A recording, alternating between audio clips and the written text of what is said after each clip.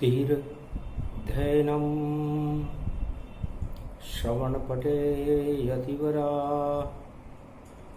महावाक्य जनार्दन सच्चिदानंद त्वं शरणं व्रजेश। यादवेन्द्रं दयादाता पुंडरीक्षा क्षीरसागरशयनं कमलनयनं नमस्तुते नमामि श्रीहरि। धैर्य से जिसको धारण किया जाता है, कर्णपटकों से जिनका पान किया जाता है, ऐसे सच्चिदानंद भगवान श्री यादवेंद्र सरकार को मैं नित्य ही चिंतन करता हूँ, नमन करता हूँ। जिनको नमन करने से मंगलादि मंगल तो हो ही जाते हैं, साथ ही में बहुत बड़ा बल मिलता है मनुष्य को। वाणी ब्रह्माणी करो वाणी परनित वास, राम कथा वर्णन करूं पूर्ण कर्मा। शक्ति उपासनम नवदुर्गे नमस्तुते, उमा गौरी महामंद्राचल भैरवी मंगला भद्रकाली नमो जगदम्बे नमामि। शारदा सरस्वती वीणा पुस्तक धारणी नमस्तुते भगवती महामयम तुमं शरणम महादेवी। कृष्ण पक्ष की पंचमी कलयुग भादो मास, भावना ही भगवान है और आत्मा करे प्रकाश। भगवान कृष्ण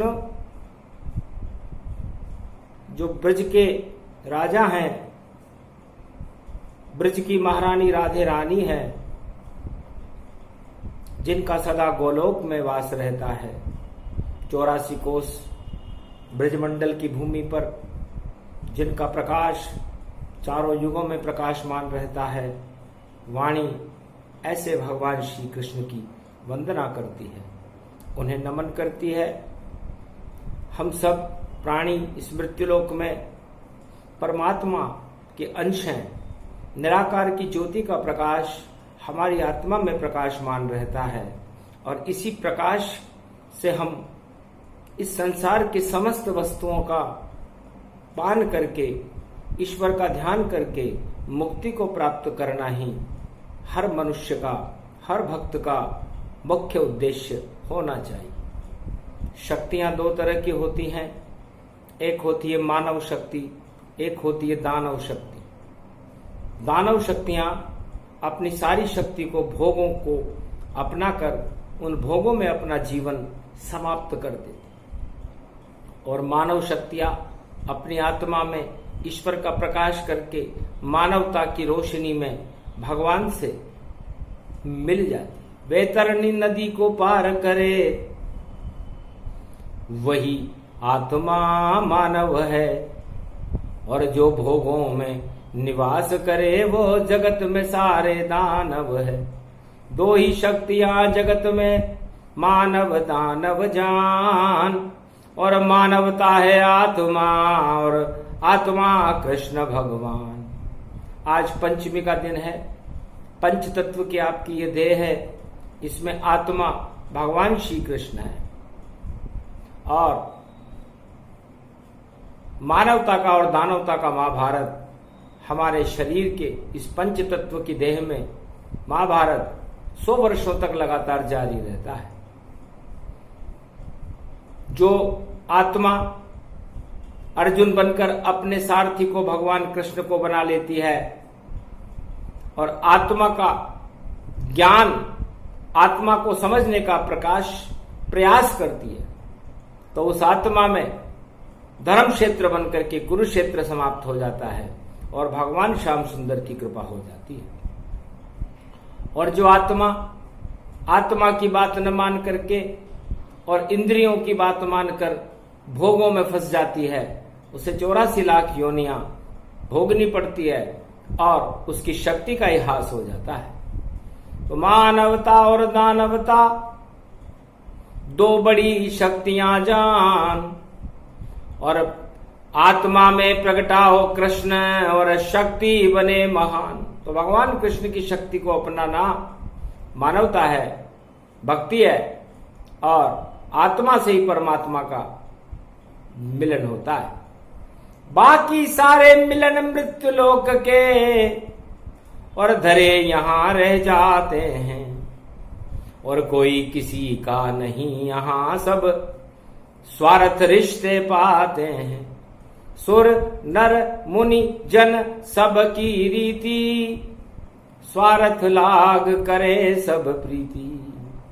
इसलिए इस मृत्युलोक में तो स्वार्थ है, और समस्त राजा प्रजा माता पिता बहन भाई जितने भी रिश्ते हैं वो सब स्वार्थ से बने हुए हैं। स्वार्थ समाप्त, रिश्ता समाप्त। लेकिन परमात्मा निस्वार्थ है, और जो आत्मा परमात्मा से अपना रिश्ता बनाकर रखती है वह वैतरणी नदी को पार हो जाता है। सुनो राधे अब कथा कहें श्री कृष्ण भगवान, ये गीता का ज्ञान है और सुनो लगा कर कान। अवतार पृथ्वी पर जब जब भी अपना प्रकाश फैलाते हैं, मानवता की रक्षा करते दानवता नष्ट दिखाते हैं। अवतार को तो कोई पसंद ही नहीं करता राजा। चारों युगों में राजाओं से पूछो,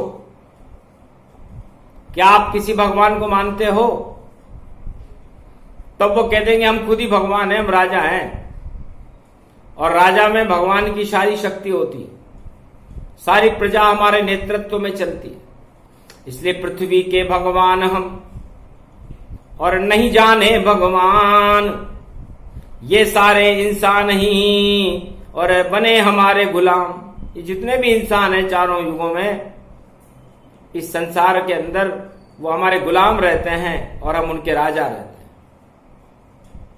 हंसी आ गई कृष्ण को और बने कलयुग भगवान, द्वापर त्रेता सतयुग में भी ऐसे राजा मान। ये सारे राजा अपने आप को भगवान मान रहे हैं, भगवान के बारे में जानते ही नहीं, और खुद भगवान बन जाते हैं। और घन घमंड में देखो सत्ता पर इतराते हैं। तो ऐसे राजा नहीं कर सकते। देखो प्रजा कल्याण, कुरुक्षेत्र बना देते हैं, जगत को हो जाता घमसान। इसलिए राजा चारों युगों में इस पृथ्वी मंडल को भगवान बनकर कुरुक्षेत्र बना देते हैं, और उस कुरुक्षेत्र को धर्म क्षेत्र बनाने के लिए भगवान चारों युगों में प्रकट होते रहते हैं। परम स्वतंत्र न सिर पर कोई, भाव करे इच्छा मन जोही। ये राजा तो बेबस हैं, चाहे किसी भी युग में सारे संसार के हों। लेकिन नारायण जो त्रिलोक का राजा है कभी बेबस नहीं रहा, और राजा भगवान को मानते भी नहीं है। उनके लिए तो सत्ता ही भगवान है। झूठ बोलना उनका काम होता है, प्रजा को बहकाते रहते हैं और अपना समय निकालते रहते हैं। सत्य से बहुत दूर हैं संसार के सब राजा। है राधे, सतयुग में भी हिरण्याक्ष और हिरण्याक्ष हुए। हिरण्याक्ष तो पूरी पृथ्वी को ही पाताल में ले गया, और पूरी पृथ्वी को पाताल में लेने के बाद सोचो फिर बचता क्या है? सारा मृत्यु लोक ही देखो गया पाताल, और जितनी प्रजा थी पृथ्वी पर सबका आ गया काल। तब मैंने वराह रूप बनाया, और जल्दी में निर्णय कर पाया। एक दांत से मारा उसको, और एक दांत से विष्टा कोट हटाए। वापस पृथ्वी को देखो और मृत्युलोक में लाए। तो मुझे वराह अवतार बनना पड़ा था। एक भी राजा सफाई कर्मचारी बन के दिखा दे तो सबसे ज्यादा जीवन मुक्त मैं उसी राजा को करूंगा एक संत बन के दिखा दे।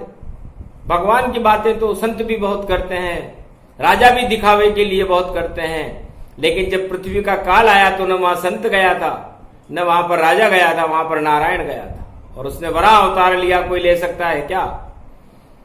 सारी गरिमा नारायण ने और अपने आप हटा डाली और सृष्टि की रक्षा करने को और देखो वराह शक्ति बना डाली। ऐसे बची थी सतयुग में ये पृथ्वी गति जान और हिरण्याकश्यप दानव चार्य था और उसे मारा नरसिंह भगवान। फिर उसे मारने के लिए मैं नरसिंह बना, क्योंकि उसने ब्रह्मा से वरदान ले रखे थे, लेकिन उसके एक वरदान नहीं चले और नरसिंह बना अवतार और सतयुग में सारे जगत का फिर से मैंने किया उद्धार। उसके बाद एक राजा हुआ दशरथ। इसने कई जन्मों से तपस्या की थी। पहला राजा था ये रघुवंश का। वो तपस्या क्या की कि नारायण मेरे पुत्र बने और हमें उसकी तपस्या के बल पर किसी राजा का पुत्र बनना मैंने पहली बार स्वीकार किया। तो पुत्र बन गया राजा का और पहुंचा मद दरबार और राजा दशरथ की वहां पर देखो बड़ी सरकार। तो राजमहल में कैद हो गया और माया मोह दिखाए, कैसे निकलूं राजमहल से ये नहीं समझ में आए। तब सरस्वती को मैंने बुलवाया और कुमति मंथरा रूप दिखाया। कहा सरस्वती कुमति फैलाओ तत्काल, मंथरा के माथे चढ़ जाओ तो भारत रूप विशाल। तब भारत का कल्याण होगा। किसी राजा के राजमहल में भोग करना हमारा काम नहीं है। समस्त राजा राज सत्ता पर भोग करते हैं और जनता दुखी पात रहती है, लेकिन भगवान राम पहले राजा थे जिन्होंने सरस्वती का आह्वान करके कुमति लंका को छोड़ करके और भारत के अयोध्या में प्रवेश कराई और राम जी को वनवास हो गया। देवताओं का कार्य पूरा हुआ, क्योंकि जन्म हमारा इसलिए नहीं कि हम राज गद्दी चलाएंगे, अरे दानवता का नाश करे और यही प्रतिज्ञा पाएंगे। हाथ उठाए राम प्रण कीना, निश्चर विहीन पृथ्वी कर दीना। ये भारत पर जो भी आंख उठाने वाले आतंकी हैं, सबसे बड़ा आतंकी उस समय रावण था। रावण के पास ऐसे यंत्र थे कि वह अयोध्या की हर घटना को टेप कर लेता था कि राजा क्या बोल रहा है, राम क्या सोच रहे हैं, वशिष्ठ क्या कर रहे हैं और अयोध्या के वजीर सुमंत क्या कर रहे हैं। ऐसी जासूसी थी उसकी और ऐसे विज्ञान बनाया था और सारी बातें टेप करता था रावण। ये ऐसी उसका माया था, मायावी था जाल। और देखो रावण सरकार अयोध्या की खुफिया जानकारी को और देखो करता था टेप साकार, पूरा रिकॉर्ड कर लेता था। ये शक्ति चारों युगों में सभी राष्ट्राध्यक्षों के पास उपलब्ध रहती है, इसे विज्ञान कहते हैं। और रावण के पास तो ये विशेष रूप से उपलब्ध थी। नवग्रहों की जानकारी भी रावण तुरंत प्राप्त कर लेता था। और भारत के अंदर मनोविज्ञान होती है जिसे वाणी कहते हैं। यह उस विज्ञान की शक्ति को नष्ट करने में भारत के संत सक्षम रहते हैं और वो अज्ञात कंदराओं में रहते हैं, किसी से मिलते नहीं है, किसी को अपना इंटरव्यू नहीं देते, साक्षात्कार नहीं करते, किसी को अपने दर्शन नहीं देते। और दर्शन हो जाए तो उनका फोटो, उनका चित्र किसी कैमरे में या वीडियो में या किसी भी जासूसी प्रणाली में रिकॉर्ड या अंकित नहीं होता।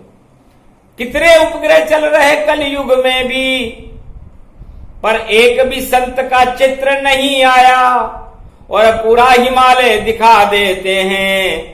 ये विज्ञान की है माया। पर नहीं कैलाश पति शिव भोले, कभी नहीं अंतरिक्ष में चित्र में बोले। कहीं नहीं कोई संत प्रगटावे जो अज्ञात हिमालय पावे। ऐसी शक्ति भारत की जानी, ये है वाणी और ब्रह्माणी। तो भारत के पास एक ऐसा मनोविज्ञान होता है चारों युगों में, इसे भगवान की कृपा कहते हैं, कि वो जिस विज्ञान को चाहे एक पल में समाप्त कर दे, जिस चित्र को चाहे एक पल में हटा दे, जो चाहे करके दिखा दे। ये शक्ति तो संतों में जो अदृश्य हो पाए, एक भी चित्र विज्ञान का उनका नहीं ले पाए। चारों युगों में कैसा भी विज्ञान हो, हिमालय के अदृश्य संतों का एक भी चित्र अंतरिक्ष के और उपग्रह लेने में हर युग में असफल रहते। और ये भारत का मनोविज्ञान है। कपिल की नेत्रों में अग्नि, शिव शक्ति की अग्नि रेखा थी, और कपिल मुनि ने जब उनके ऊपर राजा सगर के पुत्रों ने प्रहार किया, एक पल में ही 60,000 सगर के पुत्र मारे जावे। ये मनोविज्ञान था भारत का जो सतयुग में ही प्रगटावे। कपिल मुनि ने भस्म कर दिए राजा सगर के 60,000 पुत्र। 60,000 पुत्रों को एक सेकंड में समाप्त कर दिया था, जो दुनिया में कहीं भी हो। ऐसा कोई विज्ञान है क्या विश्व में?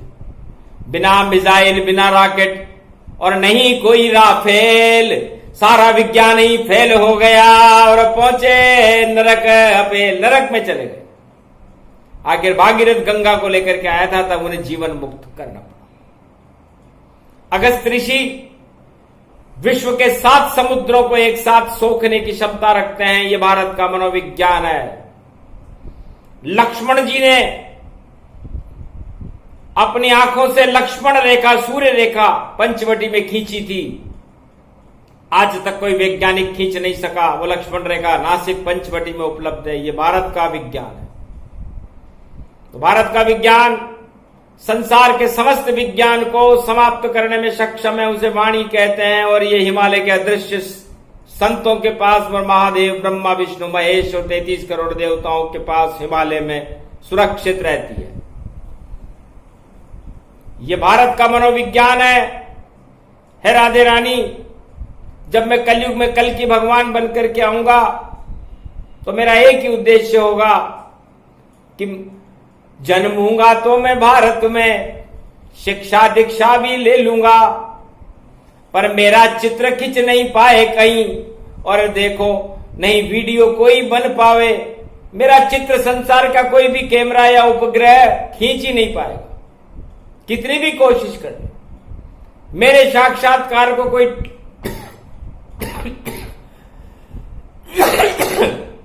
किसी आधुनिक यंत्र में टेप ही नहीं कर सकेगा, रिकॉर्ड नहीं कर सकेगा। ये कौन सा विज्ञान है? ये भारत का मनोविज्ञान है। और समस्त ग्रहों पर मेरा आकाशीय नियंत्रण है। मंगल ग्रह तो मेरे इशारे पर नाचेगा। मंगल ग्रह एक बहुत बड़ा ग्रह है, पृथ्वी से 4 गुना बड़ा है। वहां पर अमेरिका और रूस इस समय अपने विज्ञान की चालें चल रहे हैं। अमेरिका और रूस हो सकता है उन चालों में कुछ सफल हो जाए, लेकिन नियंत्रण तो कल की अवतार के हाथ में है। वही उड़ंत स्त्री चलावेगा, चाहे कितना भी विज्ञान वहां जावे, पर सभी फेल हो जावेगा। तो जितने नवग्रह अंतरिक्ष में, सब में है भगवान, और मंगल ग्रह पर बसे हुए हैं देखो असंख्य नरनार, असंख्य नर नारी मंगल ग्रह पर बसे हुए हैं। मंगल ग्रह आधे भाग में रेगिस्तान है और आधे भाग में बर्फ है। इस समय मंगल ग्रह पर एक राजा का शासन है और पाश्चात्य सभ्यता का वहां पर बोलबाला है। त्रिलोक की सबसे सुंदर स्त्रियां मंगल ग्रह में रहती है, जिन्हें परियां कहते हैं। उनके 2 पीछे के हाथ पंखों में बदल जाते हैं और वो कहीं भी उड़ सकती है अंतरिक्ष में। पुष्पक विमान में बैठ करके वह पूरे त्रिलोक का चक्कर लगाती हैं। और मंगल ग्रह में बड़े बड़े तालाब हैं, बड़ा विज्ञान है, अच्छी फसलें होती हैं। लेकिन अभी अमेरिका और रूस के वैज्ञानिक इतनी जानकारी नहीं रखते जितना भारत का मनोविज्ञान रखता है। मंगल ग्रह का प्रकोप जब होता है और मंगल ग्रह जब पृथ्वी के करीब आता है, तो बड़े बड़े विश्व युद्ध हो जाते हैं, खून की होलियां बह जाती हैं। इसलिए मंगल ग्रह बहुत शक्तिशाली ग्रह है, विज्ञान समझ नहीं पावेगा। जब जब महाभारत होता है मंगल ग्रह पृथ्वी आवे। जब जब बड़े बड़े भयानक युद्ध होते हैं, चाहे राम रावण की लड़ाई हो, चाहे द्वापर में महाभारत हो या कलयुग के युद्ध हो, मंगल ग्रह पृथ्वी से गुजरता हुआ रहता है। मंगल रूप मंगल भवन अमंगल हारी, द्रवं सुदशरथ अजिर बिहारी। तो बड़े बड़े राजाओं को घमंड समाप्त करने के लिए मंगल ग्रह हमेशा भारत की रक्षा के लिए और विश्व की रक्षा के लिए खड़ा रहता है। और मंगल ग्रह दानवता को समाप्त करने में सक्षम है, समस्त विज्ञान को भस्म करने में सक्षम है। और मंगल ग्रह बड़ा विचित्र है, वहां पर एक त्रिकोंच नाम का तालाब है, दुर्वासा ऋषि की तपोस्थली है। और उस तालाब में यदि भारत से या विश्व के किसी भी मुर्दे को उस तालाब में डाल दिया जाए तो वो मुर्दा 15 वर्ष के लिए जिंदा हो जाता है। अमरलोक है मंगल ग्रह। मंगल ग्रह के ऊपर तापमान की विशिष्ट श्रेणियां हैं, जिनको समझना, मंगल ग्रह पर जीवन होगा और सदी की सवी आवेगी और तीर्थ यात्रा होगी मंगल की, ये विज्ञान कृपा हो जाएगी। वैज्ञानिकों की कृपा से मंगल ग्रह पर लोग यात्रा 21वीं शताब्दी में करने लग जाएंगे। भगवान राम कहते हैं किस तरह मैं राजा बनकर के और फंस चुका था, और मंत्रा की बुद्धि फेरने के बाद मैंने मानवता की रक्षा के लिए रावण का संहार कर दिया, दानवता को हमेशा हमेशा के लिए भारत से हटा दिया और 36,000 वर्ष तक मैंने भारत का राज किया था। और भगवान कृष्ण कहते हैं, राधे जी, द्वारकाधीश में 16,000 वर्ष तक मैंने राज किया था और समस्त कंस जरासंध कौरव नीति का हस्तिनापुर में नामो निशान मिटा करके धर्म क्षेत्र बना करके पांडव राज हस्तिनापुर में कायम किया था। 16,000 वर्ष मेरा राज चला, 36,000 वर्ष भगवान राम का राज चला। और कल की भगवान, जब इस समय भारत और पूरे विश्व की स्थितियां सही नहीं है, हर तरफ भ्रष्टाचार का बोलबाला है और राजा अपने मदांध सत्ता के मद में चूर हैं, संसार के राजा, उन्हें पता ही नहीं है कि हम करें तो क्या करें। हथियार इकट्ठा करने, हथियारों की होड़ मची हुई है, पूरे विश्व में खून की होली खेली जा रही है।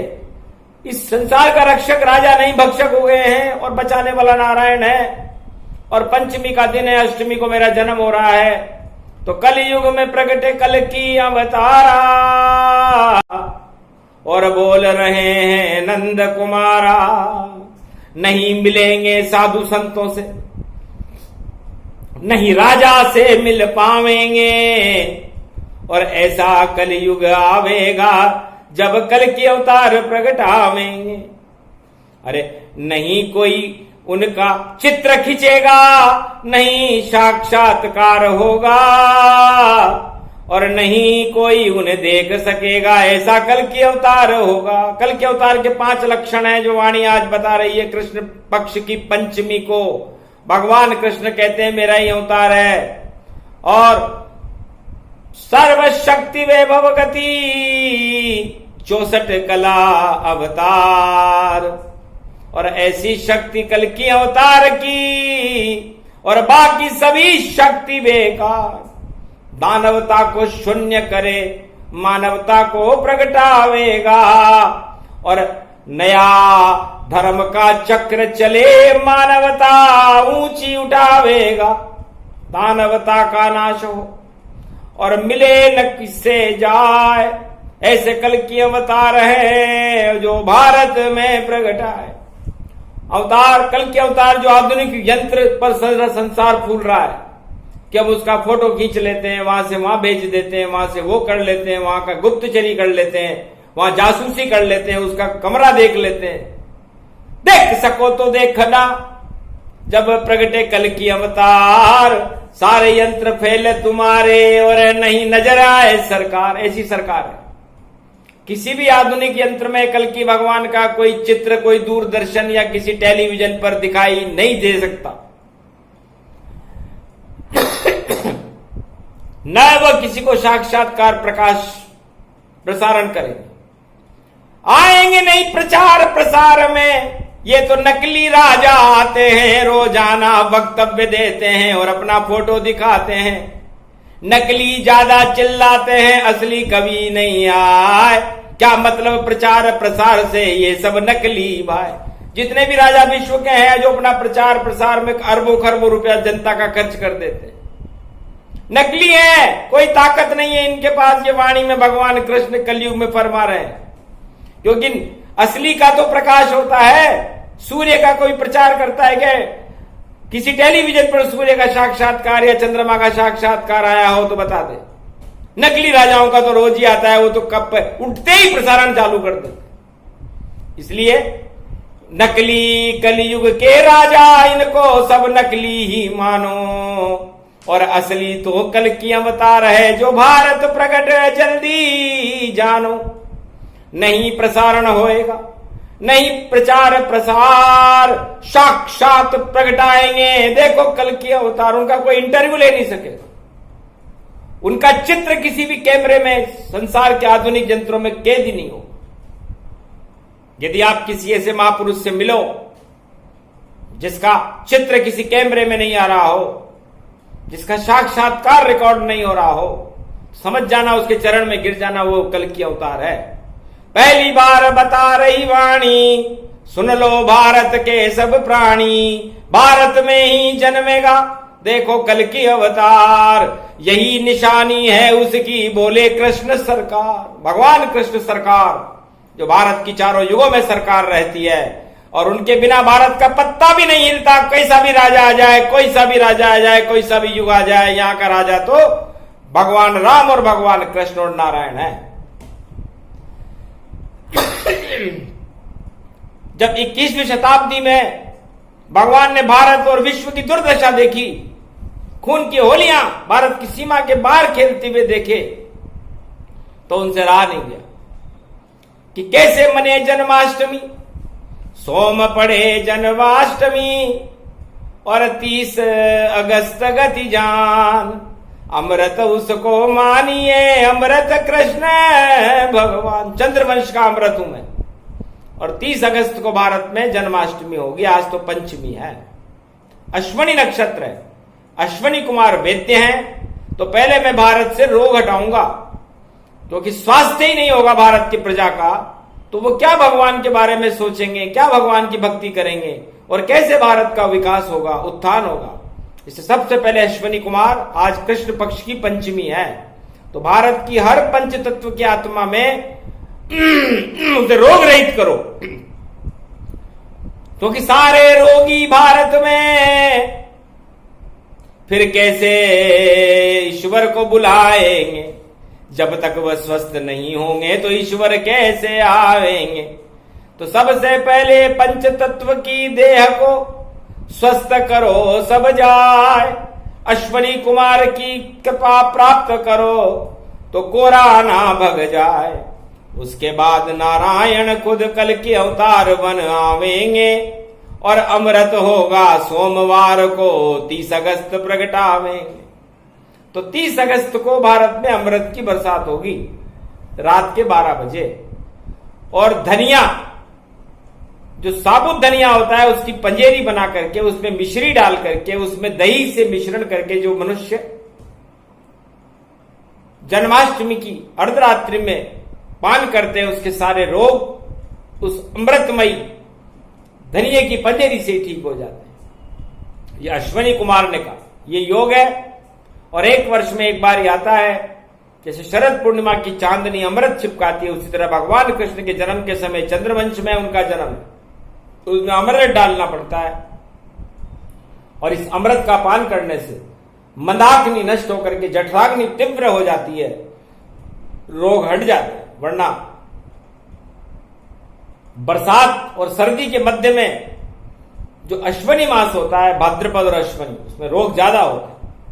तो सारे रोगों को हटाने के लिए भगवान कृष्ण का जन्म होता है, और उसमें इस अमृत को टपकाने के बाद जो भी मनुष्य भारत में इसका पान करता है उसके रोग हट जाते हैं।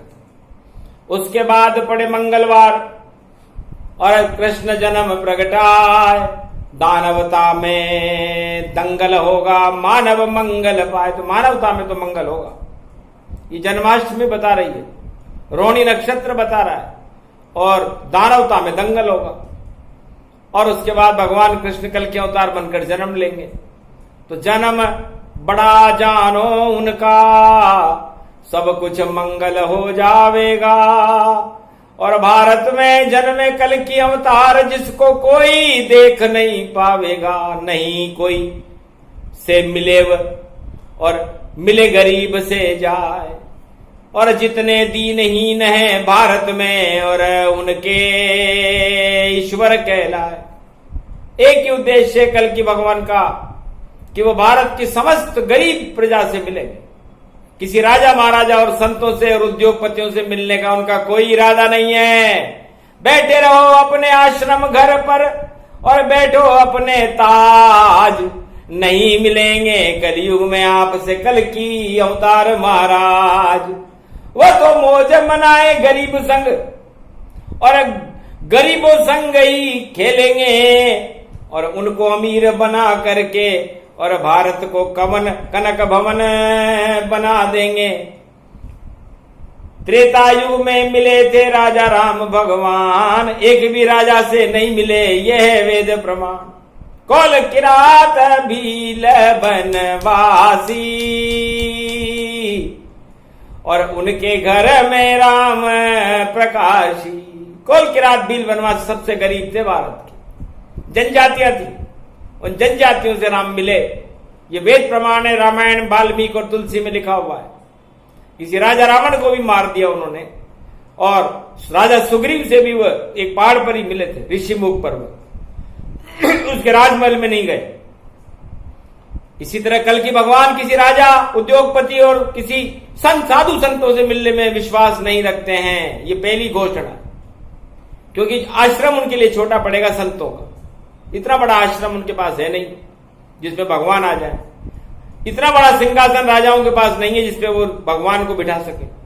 उद्योगपतियों के पास इतना धन नहीं है जिससे उस भगवान कल की अवतार को वो भेंट कर सके। तो इनसे मिलने से फायदा क्या होगा? और इनके पास हृदय बड़ा विशाल है गरीबों का, उनके हृदय में बड़ी जगह है। तो 3 कदम जमीन ही काफी है, और गरीब के यहां वह जाएंगे और सूखी रोटी खाएंगे और देखो मौज मनाएंगे। और भगवान कृष्ण भी द्वापर में गोप ग्वालों से ही मिले थे। 56 भोग टुकराया दुर्योधन का। राजा कंस को राजमहल में मार डाला था, अपना मामा था, जरासंध को मार डाला। किसी राजा के यहां पर भगवान कृष्ण गए नहीं। तो ये उनकी नीति प्रणाली अनादिकाल से है। तो कलयुग में किसी राजा से, उद्योगपति से और साधु संतों से मिलने का क्या काम? मिलेंगे केवल गरीबों से, मसीहा गरीबों के कहलावेंगे। और जितने गरीब हैं भारत के, सारे ही मौज मनावेंगे। ऐसी होगी 21वीं सदी, जब कल की अवतार खुद आवेंगे, और उनके साथ ही नृत्य करे और उनको नाच नचावेंगे। राजा प्रजा साधु संत उद्योगपति तो उनसे मिल नहीं पावेंगे। लाख प्रयास करे तीनों पर कभी नहीं मिल पावेंगे, इसलिए इनको मिलेंगे ही नहीं। ये तो राम राम करते रहेंगे, अपने आश्रम पे करते रहो। किसी भी राजा से राम, अयोध्या के नरेश मिले ही नहीं। पूरे त्रेता युग गुजर गया, द्वापर में भगवान कृष्ण किसी राजा से मिले ही नहीं, और कलयुग में भी किसी राजा से मिलने की इच्छा नहीं रखते। क्योंकि त्रिलोक का राजा छोटे मोटे राजाओं से क्यों मिलेगा? कितने भी नाम जपो उनके, पर वो पास कभी नहीं आवेंगे। छल कपट पाखंड से दूर रहे, इनको तो दंड ही पावेंगे। छल कपट प्रपंच रखने वाला, वो खुद मुझसे शर्माता है। आना तो यहां तक दूर रहा, पहले ही नष्ट हो जाता है। इसलिए भगवान कृष्ण कहते हैं कि यदि मुझे बुलाना हो, कल के अवतार के कलयुग में दर्शन करने हो 21वीं शताब्दी में, तो छल कपट प्रपंच और भोगों से दूर रहो। तो हम शरणम ब्रजेश मंत्र का जाप करते रहो। श्री कृष्ण शरणम मम। भगवान कृष्ण का महीना है पूरा भाद्रपद, इससे उनके गुणगान करो हो सकता है भगवान की कृपा आप पर हो जाए, क्योंकि भगवान भोगों में नहीं आत्मा में होते हैं और आत्मा का आकर्षण ही भगवान है, मानवता है, और भोगों का आकर्षण दानवता है। इसलिए दानवता को छोड़कर और करो आकर्षण जाए, आत्मा में ही बुलाओ तो श्री कृष्ण आ जाए। तो आत्मा में भगवान कृष्ण को और कल के अवतार को बुलाओ, और बुलाने का तरीका यह है कि छल कपट पाखंड आपको छोड़ना पड़ेगा, स्वार्थ हटाने पड़ेंगे, भोगों का त्याग करना पड़ेगा। भगवान से मिलना हो तो ये करो, और नहीं तो आपकी जो इच्छा हो करो।